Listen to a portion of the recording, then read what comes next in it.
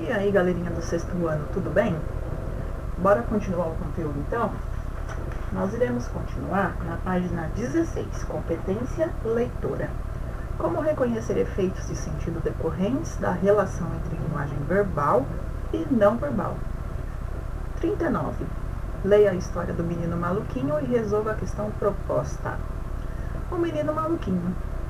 Oba! Finalmente um espaço livre para eu brincar. Quilômetros e quilômetros para eu fazer o que quiser. Tenho que caprichar.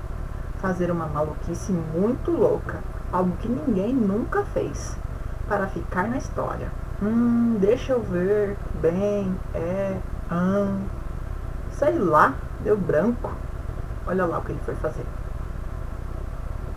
O menino maluquinho é bem conhecido. Está sempre fazendo maluquices.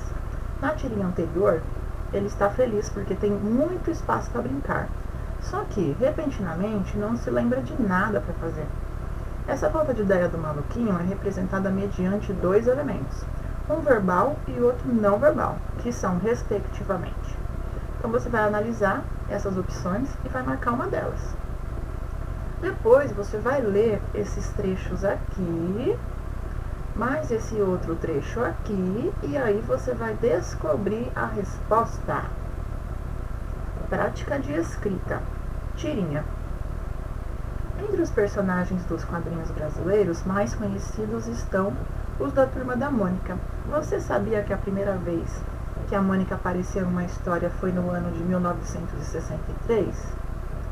Leia a seguir a tirinha que apresenta a personagem ao público. Oh, legal! Vou ver quantos quilômetros eu ando assim. Sai da frente, menina. Deixa um equilibrista passar. Agora sei como as mulheres podem desequilibrar um homem. Olha lá o que aconteceu. 1. Você reconhece os personagens dessa história? Quem são eles? Você já os conhecia? O que há de diferente na forma deles nessa tira e nas histórias atuais? Essa daqui, é só um bate-papo, mas se você quiser anotar as diferenças aqui, fique à vontade. 2. No início da história, o que Cebolinha está fazendo? O que ele está fazendo aqui, no primeiro quadrinho? O que Cebolinha manda que a Mônica faça? O que ele manda? O que ele falou para ela fazer? Você vai anotar na 3. 4. Por que a Mônica fica brava com Cebolinha? Por que ela ficou brava com ele? 5. Mônica reage à fala do Cebolinha batendo nele com seu brinquedo predileto, um coelhinho. O que isso revela sobre ela? Como você avalia essa reação dela? Então olha lá, Mônica reage à fala do Cebolinha, batendo nele com seu brinquedo predileto, que é um coelhinho. O que isso revela sobre ela? O que você acha dessa atitude dela? Como você avalia essa reação dela? É o que você vai anotar aqui. 6. Na fala do último quadrinho, Cebolinha reproduz uma frase que, pode-se pressupor, deve ter ouvido em outra situação. As mulheres podem desequilibrar um homem, de maneira geral. Qual é o sentido de desequilibrar nessa frase? Então você vai anotar uma das duas opções. 7. Na fala de Cebolinha no último quadrinho, qual é o sentido de desequilibrar? Mesma coisa, uma das opções. Observe, ao responder as questões a seguir, como a leitura dos elementos visuais é o que a gente está vendo, contribui para a construção dos sentidos da tirinha. Em que lugar, no espaço, as ações dos personagens ocorrem? Então, onde aconteceu aquela tirinha? E como que você descobriu? Como você identificou? 9. Observe em cada quadrinho as expressões faciais, então as expressões do rosto, da carinha do Cebolinha, e indique o sentimento que elas expressam.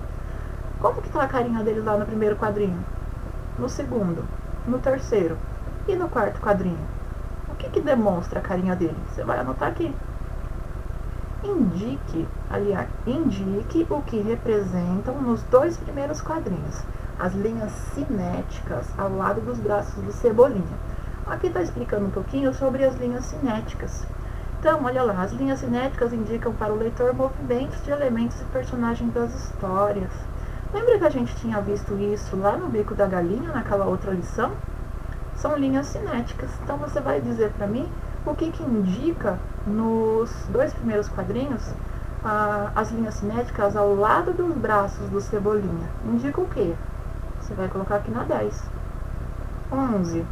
No terceiro e quarto quadrinhos, o que indicam as estrelinhas sobre a cabeça do Cebolinha? O que está indicando aquelas estrelinhas? Também é uma das opções. 12. No segundo quadrinho, há um sinal de interrogação sobre a Mônica. O que ela não entendeu? Por que tem um sinal de interrogação em cima da cabeça da Mônica? Você vai anotar aqui, ó. Olha lá, pontuação. O uso de pontuação ajuda a revelar emoções dos personagens. Interrogação, dúvida, incerteza, insegurança. Exclamação, alegria, raiva, espanto, surpresa. Reticências, falta de ideia, incerteza, interrupção. Você estudou que o enredo de uma narrativa é composto de acontecimentos. Geralmente há uma situação de equilíbrio inicial, rompida por um conflito, que é um problema, que pode ser uma dúvida de algum personagem, uma dificuldade, uma oposição entre personagens. O conflito é importante em uma narrativa porque motiva as ações dos personagens. Então, qual é o conflito no enredo dessa tira? Qual que é o problema? Quando que iniciou o problema? Você vai dizer aqui. Na 14, você vai resumir o enredo. O que é o enredo? A própria história. Então, você vai resumir o que aconteceu primeiro, em segundo, no terceiro e no quarto quadrinho. Você pode escrever com as suas palavras, desde que apareça todas as informações, tá bom? Observe como a história é composta de etapas distintas. Esse outro conteúdo eu vou explicar para vocês na próxima aula, tá bom? Então, por enquanto, é até aqui o exercício 14, ok? Então, preste bastante atenção no vídeo, se precisar pausar para você entender melhor, faça isso, ok? Então, beijo e até a próxima aula. Tchau, tchau!